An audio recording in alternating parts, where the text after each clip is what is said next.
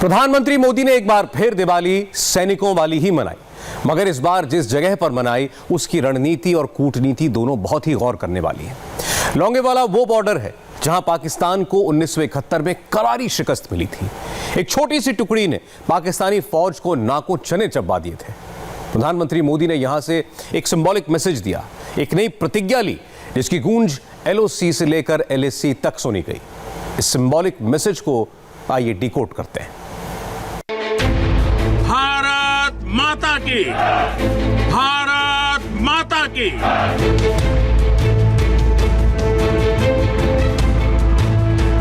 मोदी का message clear है, देश को भी, विदेश को भी और दुश्मन के छुपे संदेश को भी। पीएम मोदी ने आज चुन चुन के शब्दों का इस्तेमाल किया। मोदी की रणनीति साफ है, भारत समझता भी है और समझाता भी है, और अगर आजमाने की कोशिश होती है तो जवाब प्रचंड मिलता है। देश के बढ़ते हुए सामर्थ्य का लक्ष्य है सरहद पर शांति। आज भारत की रणनीति साफ है, भारत की रणनीति स्पष्ट है। आज का भारत समझने और समझाने की नीति पर विश्वास करता है, समझने की भी और समझाने की भी। लेकिन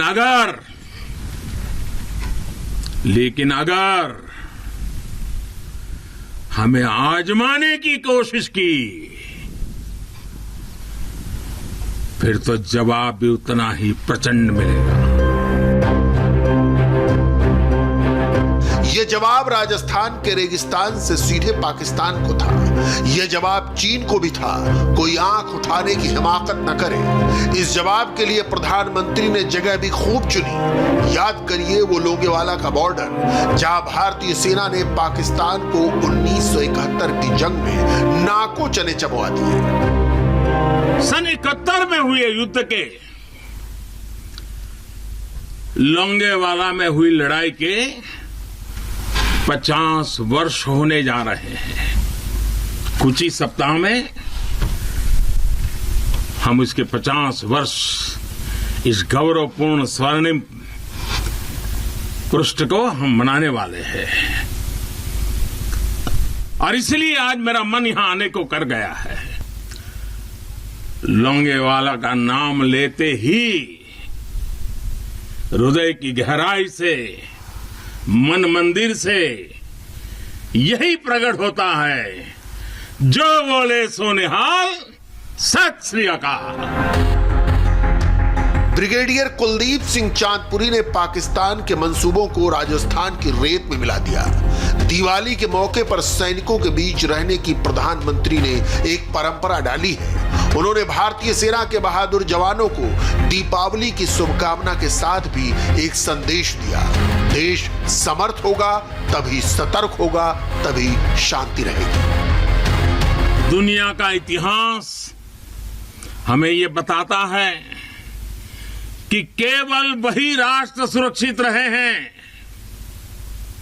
वही राष्ट्र आगे बढ़े हैं जिनके भीतर आक्रांताओं का मुकाबला करने की क्षमता थी।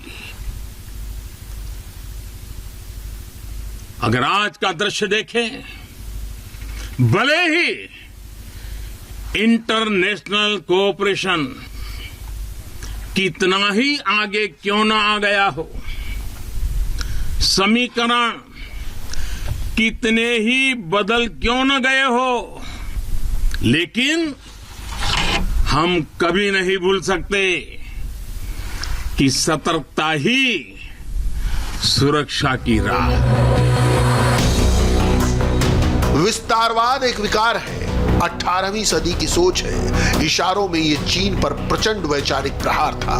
प्रधानमंत्री ने साफ कर दिया, इस साम्राज्यवादी मानसिक विकार के खिलाफ भी भारत एक प्रखर आवाज बन रहा है। आज पूरा विश्व विस्तारवादी ताकतों से परेशान है। विस्तारवाद एक तरह से मानसिक विकृति है, और 18वीं शताब्दी की सोच को दर्शाता है। इस सोच के खिलाफ भी भारत प्रखर आवाज बढ़ रहा है। भारत के पास आप जैसे वीर बेटे बेटियां हैं। मोदी ने साफ कर दिया, अब भारत सॉफ्ट स्टेट नहीं है, आतंकवाद के खिलाफ मजबूत इरादे रखता है। अब और बर्दाश्त नहीं, घर में घुस कर मारेंगे। सैन्य शक्ति बढ़ रही है, भारत का रुतबा बढ़ रहा है, जवानों का पराक्रम भारत को मजबूत कर रहा है। आज भारत आतंकियों को, आतंक के आकाओं को घर में घुस करके मारता है। आज दुनिया ये जान रही है, समझ रही है कि ये देश अपने हितों से किसी भी कीमत पर रत्ती भर भी समझौता करने वाला नहीं है। भारत का ये रुतबा, ये कद आपकी शक्ति और आपके पराक्रम के कारण ही है। आपने देश को सुरक्षित किया हुआ है, इसलिए आज भारत वैश्विक मंचों पर प्रखरता के साथ अपनी बात रखता है। प्रधानमंत्री मोदी ने जवानों से दिवाली पर 3 आग्रह भी किए। पहला, कुछ न कुछ नया इनोवेट करने की आदत को अपनी रोजमर्रा की जिंदगी का हिस्सा बनाइए। आजकल कई जगहों पर हमारे जवान महत्वपूर्ण इनोवेशन कर रहे हैं। दूसरा, योग को अपने जीवन का हिस्सा बनाए रखिए। तीसरा, अपनी मातृभाषा हिंदी और अंग्रेजी के अलावा कम से कम एक भाषा जरूर सीखिए। दिवाली पर प्रधानमंत्री का यह जवानों के साथ 7वां संवाद बलिदानों पर देश के लिए संदेश था और इंटरनेशनल ऐलान भी कि भारत अब एक ताकत है जो ईंट का जवाब पत्थर से देना जानता है। गर्व करता है। प्रधानमंत्री की बात आपने सुन ली, लेकिन भारत की स्ट्रैटेजी को गहराई से समझने की जरूरत है। प्रधानमंत्री ने जो जो कहा, जो तस्वीरें दिखी, जिन शब्दों का इस्तेमाल हुआ, बिना चीन और पाकिस्तान का नाम लिए प्रधानमंत्री ने बहुत कुछ कह दिया। बाकी बातें आप इस रिपोर्ट को देखकर समझिए।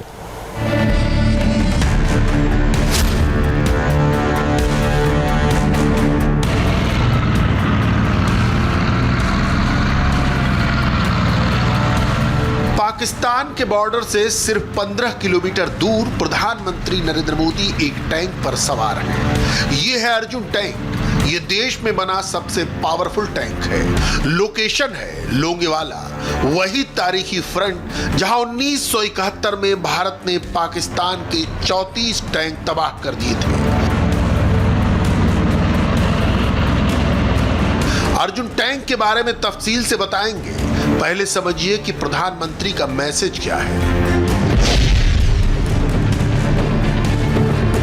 एलओसी पर एक दिन पहले जो भारत ने कैमरे पर प्रैक्टिकल दिखाया है, अब उसकी थियरी प्रधानमंत्री समझा रहे हैं।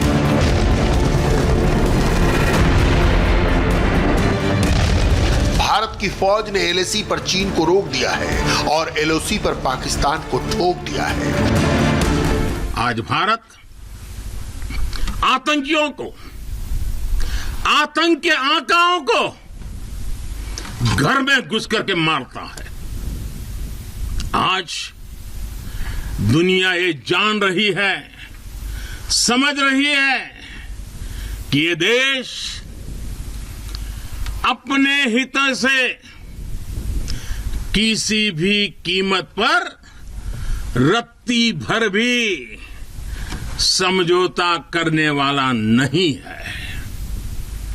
भारत का ये रुतबा, ये कद आपकी शक्ति और आपके पराक्रम के कारण ही है। आपने देश को सुरक्षित किया हुआ है, इसलिए आज भारत वैश्विक मंचों पर प्रखरता के साथ अपनी बात रखता है। लोंगेवाला पर जाकर प्रधानमंत्री ने बताया है कि भारत अब घुसकर मारना जानता है। लोंगेवाला जैसलमेर में है और प्रधानमंत्री यहां के फ्रंट लाइन एयरबेस पर भी। जैसलमेर बेस बॉर्डर से सिर्फ 100 किलोमीटर की दूरी पर है। हमारी सेना की ताकत ऐसी है कि जब भी कोई टेढ़ी नजर हमारी तरफ उठाता है तो उसको उसी भाषा में जवाब देने का जज्बा आप सब में होता है। ये वो बातें हैं, वो भारत की सेना को दुनिया की नजरों में और ज्यादा विश्वसनीय बनाती है। आज भारत की सेनाएं दुनिया के बड़े बड़े देशों के साथ साझा अभ्यास कर रही है। आतंक के खिलाफ हम रणनीतिक साझेदारियां कर रहे हैं। भारत की सेनाओं ने दिखाया है कि वो आतंक के ठिकानों पर कभी भी कहीं भी स्ट्राइक कर सकते हैं। भारत माता की। प्रधानमंत्री ने बॉर्डर दौरे पर भारत की मिलिट्री स्ट्रेटजी को लेकर जिन 5 पॉइंट पर जोर दिया है उसे यहां समझिए। सेना को आदेश है गोली का जवाब गोले से दिया जाए। चीन को एलएसी पर समझा दिया गया है कि विस्तारवादी जहनियत बताती है कि उसका दिमागी संतुलन खराब है। पाकिस्तान को बता दिया है कि उसकी हैसियत नहीं कि वो भारत से युद्ध कर पाए। चौथी बात, प्रधानमंत्री ने बताया है कि नए वर्ल्ड पावर में भारत का मुकाम बुलंदी पर है, भारत को कम करके नहीं आंका जा सकता। और पांचवी बात, प्रधानमंत्री ने कहा कि अब भारत जो करेगा अपने दम पर करेगा। अब तफसील से देखिए गोले वाली स्ट्रेटजी और पाकिस्तान को मैसेज वाली रणनीति। ये तस्वीरें एलओसी के केरन सेक्टर की हैं, जहां भारत की पिन पॉइंट बमबारी ने पाकिस्तान को बहुत बड़ा नुकसान पहुंचाया है। उसके कई फौजी मारे गए हैं और दूसरी तरफ रेगिस्तान का फ्रंट है। नवंबर के महीने में भी यहां गर्मी बहुत ज्यादा है।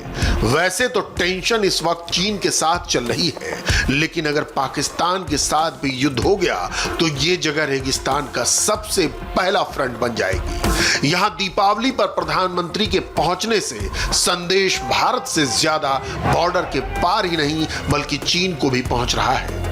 भारत का ये रुतबा, ये कद आपकी शक्ति और आपके पराक्रम के कारण ही है। आपने देश को सुरक्षित किया हुआ है, इसलिए आज भारत वैश्विक मंचों पर प्रखरता के साथ अपनी बात रखता है। साथियों, आज पूरा विश्व विस्तारवादी ताकतों से परेशान है। विस्तारवाद एक तरह से मानसिक विकृति है और 18वीं शताब्दी की सोच को दर्शाता है। इस सोच के खिलाफ भी भारत प्रखर आवाज बढ़ रहा है। दीपावली पर प्रधानमंत्री का बॉर्डर दौरा बताता है कि भारत के माइंड में इस वक्त चीन भी है और पाकिस्तान भी। मोदी ने पाकिस्तान को बहुत कायदे से समझा दिया, जब चीन के साथ भारत का आमना सामना जारी है, ऐसे में उसने कोई गलती की तो अंजाम बालाकोट से भी बुरा होगा। चीन के साथ भारत की 3,488 किलोमीटर लंबी लाइन ऑफ एक्चुअल कंट्रोल है। पाकिस्तान के साथ करीब 2,400 किलोमीटर लंबे बॉर्डर और 740 किलोमीटर एलओसी पर दोनों तरफ की सेनाएं गश्त लगा रही हैं। ऐसे में पाकिस्तान और चीन भारत के खिलाफ 2 फ्रंट वॉर वाला खतरा जरूर है, लेकिन भारत की तैयारी पूरी है। यह तैयारी कितनी बड़ी है, उसके छोटे से दर्शन प्रधानमंत्री ने करा दिए हैं। सरहद पर शांति। आज भारत की रणनीति साफ है, भारत की रणनीति स्पष्ट है। आज का भारत समझने और समझाने की नीति पर विश्वास करता है, समझने की भी और समझाने की भी। लेकिन अगर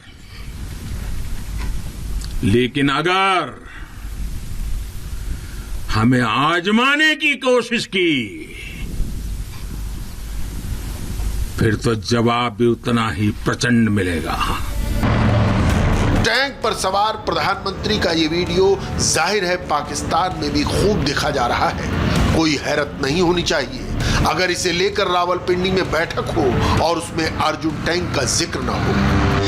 भारत के पास 200 से ज्यादा अर्जुन टैंक हैं। इनमें मार्क 1A वर्जन 68 टन भारी है और इसकी गन 120 मिलीमीटर की है।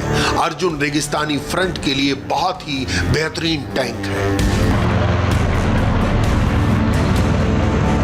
कई मायनों में यह टैंक T-90 पर भी भारी पड़ा है, लेकिन ज्यादा वजन होने की वजह से सेना ने इसे पंजाब के दलदली इलाकों और LAC के फ्रंट पर ऑपरेट करना बेहतर नहीं समझा। लेकिन यहां बात सिर्फ अर्जुन की नहीं, भारत और पाकिस्तान की पूरी टैंक फ्लीट देखिए। आंकड़े बताएंगे कि भारत के सामने पाकिस्तान की टैंक पावर क्या है। पाकिस्तान के पास करीब 2100 टैंक हैं और इसके जवाब में भारत के पास करीब 4400 से ज्यादा टैंक हैं। पाकिस्तान के पास करीब 400 अल खालिद टैंक हैं और इनमें से 25 को अभी अपग्रेड करके अल खालिद 1 बनाया गया है। इसके जवाब में भारत का सबसे मजबूत टैंक T-90 है जिसकी तादाद करीब 1500 है। पाकिस्तान का दूसरा खास टैंक है अल जर्रार, इनकी तादाद करीब 500 है। पाकिस्तान का एक और टैंक है T-80, इनकी तादाद है 320। इसके जवाब में भारत के पास 2500 T-72 टैंक हैं। इसके अलावा पाकिस्तान के पास 1000 ऐसे चाइनीज टैंक हैं जो बहुत ज्यादा पुराने हैं। हालांकि पाकिस्तान ने इस साल 2 महीनों के अंदर 2 नए टैंक शामिल किए हैं। एक है अल खालिद 1 जिसे पाकिस्तान ने जुलाई में शामिल किया, वहीं दूसरा है VT4, सितंबर में शामिल हुआ। ये टैंक भी चाइनीज टैंक है। हमारे पास उन टैंकों की लिस्ट है जिसे लेकर पाकिस्तान और चीन की डील हो चुकी है। चीन की मदद से पाकिस्तान 110 अल खालिद टैंक बना रहा है। यह चीन के टाइप 90 की नकल है। चीन पाकिस्तान के 90 पुराने T-85 टैंक को अपग्रेड करने में मदद कर रहा है। यह चीन के ही टाइप 80 टैंक का वर्जन है। तीसरा है VT4 जो चीन के MBT 3000 का एक्सपोर्ट वर्जन है। पाकिस्तान ऐसे 360 टैंक शामिल करना चाहता है, लेकिन भारत की टैंक पावर और उसकी तादाद के आगे ये कहीं नहीं ठहरते। अब भारत ने देश में बने हथियारों को ज्यादा तवज्जो देनी शुरू कर दी है। पिछले 1 साल में भारत ने कई नए हथियार आजमाए हैं। फैसला सेना ने लिया। आत्मनिर्भर भारत का एक बहुत बड़ा हौसला बढ़ाने वाला निर्णय लिया, लेकिन सेना के इस फैसले से देशवासियों में भी 130 करोड़ देशवासियों में ऐसा मैसेज चला गया, सब दूर चला गया। और वो मैसेज क्या गया? लोकल के लिए वोकल होने का। सेना के एक निर्णय ने 130 करोड़ देशवासियों को लोकल के लिए वोकल होने की प्रेरणा दी। सीधे तौर पर प्रधानमंत्री ने देश की सामरिक सोच को पूरी दुनिया के सामने रखा है। भारत पाकिस्तान से कैसे डील करेगा, चीन को कैसे बॉर्डर पर बांधे रखेगा, साथ में वैश्विक स्तर पर भारत दुनिया से क्या चाहता है, ये बात प्रधानमंत्री मोदी 10 नवंबर को साफ कर चुके हैं जब वो शंघाई सहयोग संगठन की वर्चुअल बैठक में शामिल हुए थे। एक दूसरे की संप्रभुता और टेरिटोरियल इंटीग्रिटी के सम्मान के मूल सिद्धांतों के साथ आगे बढ़ा जाए। प्रधानमंत्री मोदी का मैसेज चीन को था। चीन को समझाया गया है कि वो बॉर्डर पर बाज आ जाए, क्योंकि LAC पर चीन से तनाव को लेकर 7 महीने हो चुके हैं और इन 7 महीनों में बहुत कुछ बदल गया है। चीन को समझाने के लिए देखिए क्या क्या हो चुका है। कोर कमांडर लेवल की 8 राउंड की बातचीत हो चुकी है। रक्षा मंत्री और विदेश मंत्री चाइनीज काउंटरपार्ट से मिल चुके हैं। भारत चाहता है कि चीन एलएसी पर अप्रैल स्टेटस पर लौट जाए, यानी चीन को उत्तरी लद्दाख में डेप्सांग का मैदान खाली करना होगा। चीन को गलवान की घाटी पूरी तरह खाली करनी होगी। चीन को पैंगोंग लेक पर फिंगर 4 से पीछे हटकर फिंगर 8 पर जाना होगा और इससे कम भारत को कुछ भी मंजूर नहीं होगा। कि केवल वही राष्ट्र सुरक्षित रहे हैं, वही राष्ट्र आगे बढ़े हैं जिनके भीतर आक्रांताओं का मुकाबला करने की क्षमता थी।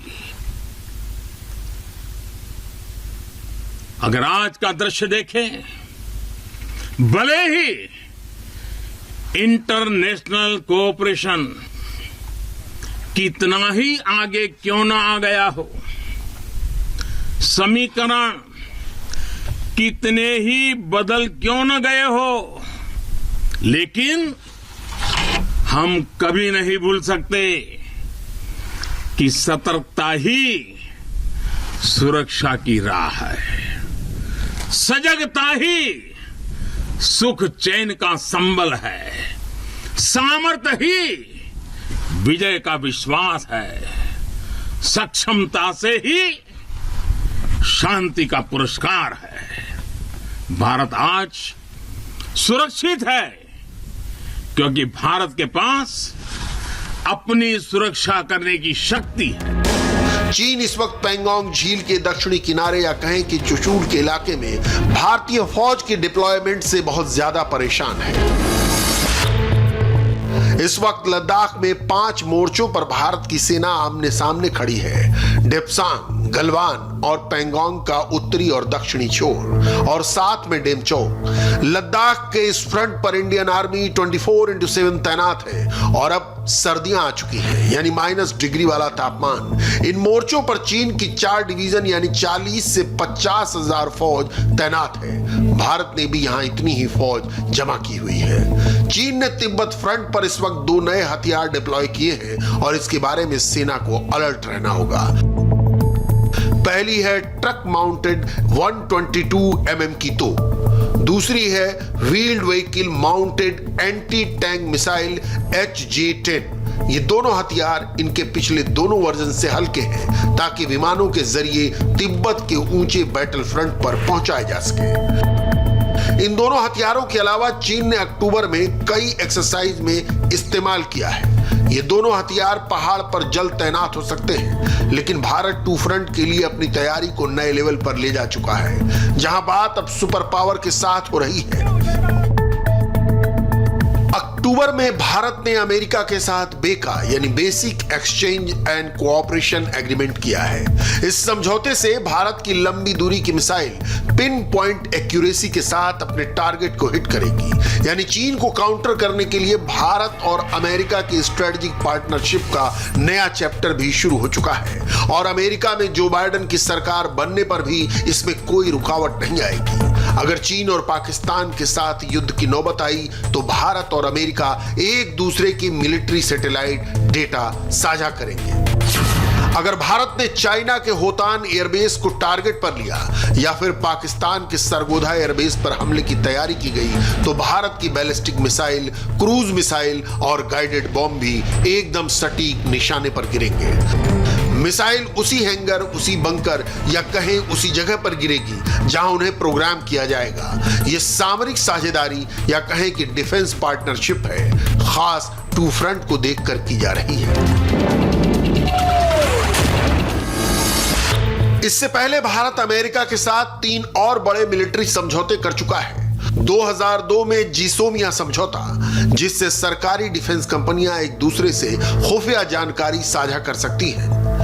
2016 में लेमोआ समझौता, जिससे दोनों की सेनाएं एक दूसरे की फैसिलिटी इस्तेमाल कर सकती हैं। 2018 में कॉम कासा समझौता, जिससे भारत अमेरिका से खरीदे गए हाईटेक हथियारों को पूरी क्षमता से इस्तेमाल कर सकता है। और अब 2020 में बेका, जो हथियारों को और सटीक बना देगा। चीन के लिए यह वार्निंग सिग्नल है। इससे पहले भारत अमेरिका और जापान के बीच हुए मालाबार नौसेना युद्धाभ्यास में ऑस्ट्रेलिया की एंट्री चीन को चिंता में डाल चुकी है। इसे भारत, अमेरिका, जापान और ऑस्ट्रेलिया के क्वाड के तौर पर देखा जा रहा है। मालाबार नेवल एक्सरसाइज में ऑस्ट्रेलिया के शामिल होने पर क्वाड एक मिलिट्री ब्लॉक बनने की ओर बढ़ रहा है। यह शुरुआत जरूर है, लेकिन इस मिलिट्री गठबंधन को चीन के लिए बड़ा खतरा माना जा रहा है। जिनपिंग भी इस बात से बहुत अच्छी तरह वाकिफ हैं कि उनके आसपास 4 देशों की एक मिलिट्री इक्वेशन बन चुकी है, जिसका लॉन्ग टर्म टारगेट चीन का विस्तारवाद है। इस वक्त चीन के सामने कई फ्रंट खुले हुए हैं और अमेरिका से तनाव बढ़ने के बाद जिनपिंग के ऑप्शन खत्म हो रहे हैं। कोरोना को लेकर विलन बन चुके चीन के सामने एक बड़ा मिलिट्री अलायंस खड़ा होता नजर आ रहा है, फिर चाहे वो ट्रंप के दौरान की टेंशन हो या फिर बाइडेन की ताजपोशी के बाद के हालात। चीन पर कोई भरोसा नहीं कर सकता। चाइना और पाकिस्तान के डबल चैलेंज को खत्म करने के लिए पिछले कुछ महीनों में भारत कई इमरजेंसी डील कर चुका है। रफाल की दूसरी खेप भारत आ चुकी है। इस वक्त अंबाला में 8 रफाल जेट तैनात हैं और ये लगातार LAC के आसपास उड़ान भर रहे हैं। लद्दाख के आसमान की तैयारी देख लीजिए। वायुसेना के तमाम फाइटर जेट ऐसे ही LAC की हिफाजत कर रहे हैं। पूरी सर्दी की रसद पहुंच चुकी है और इसमें बड़ा रोल निभाया है वायुसेना ने, जिसकी ट्रांसपोर्ट फ्लीट ने पिछले महीनों 24 घंटे काम किया है। भारत के ट्रांसपोर्टर विमानों में सबसे बड़ा है C-17 ग्लोबमास्टर, जो एक टैंक को लेकर भी उड़ सकता है। दूसरा नंबर IL-76, फिर C-130J हरक्यूलिस। इसके अलावा AN-32 और हेलीकॉप्टर्स में चिनूक भी शामिल है। अमेरिका से खरीदा गया चिनूक दुनिया का सबसे आधुनिक मालवाहक हेलीकॉप्टर माना जाता है। भारत के पास इस वक्त 15 चिनूक हेलीकॉप्टर हैं। ये 10 टन तक वजन उठा सकता है और ये 20,000 फुट तक की ऊंचाई पर ऑपरेट कर सकता है। इसकी बॉडी पूरी तरह बुलेट प्रूफ है। एक बार में 30 से ज्यादा कमांडो किसी भी फ्रंट पर उतार सकता है। यानी चिनूक के 3 चक्रों में एक पूरी कंपनी मोर्चे पर तैनात की जा सकती है। लेकिन भारत का ध्यान सिर्फ हिमालय और रेगिस्तान के मोर्चे पर ही नहीं है। इस साल 15 अगस्त को प्रधानमंत्री मोदी ने इशारों में दक्षिण चीन सागर का जिक्र किया था, जो चीन की दुखती रग मानी जाती है। जाहिर है, चीन के अड़ियल रवैये को देखते हुए सेनाएं नए तरीके सोच रही हैं, नई स्ट्रेटजी बना रही हैं। यह स्ट्रेटजी LAC पर भी बन रही है और हिंद महासागर में भी बन रही है। 2 फ्रंट के लिए भारत पूरी तरह तैयार है। 12 नवंबर को ही भारत ने स्कॉर्पियन क्लास की 5वीं पनडुब्बी को लॉन्च किया है। यानी समंदर का चैलेंज बराबर नापा जा रहा है और उसके मुताबिक फोर्स अपनी तैयारी कर रही है। आज भारत बहुत तेजी के साथ अपने डिफेंस सेक्टर को आत्मनिर्भर बनाने की तरफ बहुत तेजी से कदम उठा रहा है, आगे बढ़ रहा है। हाल ही में हमारी सेनाओं ने निर्णय लिया है कि वो 100 से ज्यादा अलग अलग प्रकार की जो आवश्यकताएं, खासकर हथियार और साजो सामान, उसको अब विदेशों से नहीं लेंगे, भारत में उत्पाद की हुई चीजें ही लेंगे।